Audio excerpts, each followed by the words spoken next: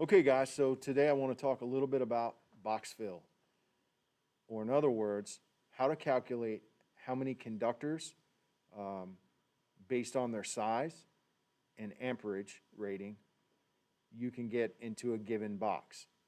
So, box fill isn't just the number of wires in the box, it's the total volume of conductors, devices, and fittings in a box. Every outlet box has a specific amount of space for conductors, devices, and fittings. We call that box volume. So think about a box, uh, any kind of electrical box.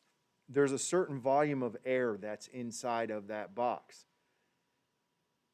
When you put wire in it, you have to be concerned with how much wire, how much heat those particular conductors or wires will generate, because if we have too much heat, we could cause a fire. So to do this assignment, you need to be looking at table 314.16, and that's a pretty good table for figuring out how many conductors can go inside of a given box. So it's nice. On the left side, you have your box trade size, and if you go down here and look, and I want you to pay attention to the inches and the type of box. Disregard the millimeters, we don't use that. But if it says 4 by 1 1/4 round octagonal box, okay, that means a 4-inch by 4-inch octagonal metal box, and it's 1 1/4 inches deep, okay? If we go down here to square boxes, we'll see this one over here is a 4 by 4 by 1 1/4 inch deep. If we move down, it gets a little deeper, 4 by 4 by 1 1/2 inch, okay?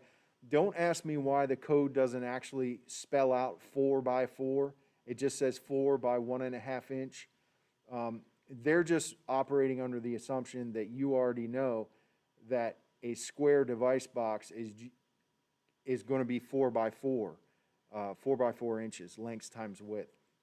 Unless it's a 4 11/16, then that would mean 4 11/16 length and 4 11/16 width. You're not going to have any rectangle type boxes. They're pretty much all going to be square or round octagonal. So, looking over here, you'll see maximum number of conductors. And these numbers at the top are your wire size, your American wire gauge or AUG size. So this would be number 12 wire. You would find that in the yellow 12-2 Romex that you used in your booth projects. Or number 14 wire, which is going to be the white Romex cable, 14-2 cable. And so if, for example, I'm using a 4 by 4 by 1 1/4 inch square box. Those, by the way, are the boxes you use on your board projects in the shop. And you're using number 14 gauge wire. Look for 14. I go down. That tells me that it says 9. That means I can get 9 total current carrying conductors in that box. Okay? But there are a few other things that I need to know. And the other things I need to know are things like how many grounds are in the box. What do all the grounds count for? In the reading, it's going to tell you that you could have 30 grounds in that box and they're only going to count for 1. So if I keep in mind that I'm starting out with a base number of 9 conductors, right off the bat, I have to subtract 1 for grounds, which means I only have 8 conductors now. Now, once we get into other things like fittings and think of the things that take up space in a box. We're talking about fittings, connectors, conduit, and even devices. Because devices actually, if you think about it, when you install a device, the back part of it is going to take up space in that box, which means you have less air. Okay? So, here's what I want you to do. I want you to look at number 1, and it says, how many number 12 AUG conductors can fit in a 3 by 2 by 1 1/2 inch device box? Okay? So let's go back here and look for 3 by 2 by 1 1/2 inch device box. And it's asking for 12 odd conductors. I see 12 here. That means I'm starting out at 3.